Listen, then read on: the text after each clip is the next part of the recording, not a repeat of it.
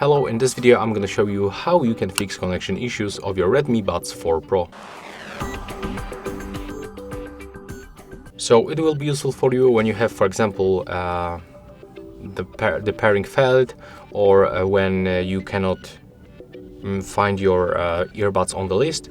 So what you have to do, just input both earbuds inside this charging case, and then you have to click and hold this button next to the USB-C port and hold it for at least 10 seconds, and you have to wait until this indicator right here turns to the solid white light.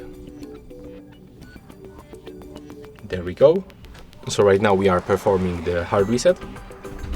Just keep holding this button all the time.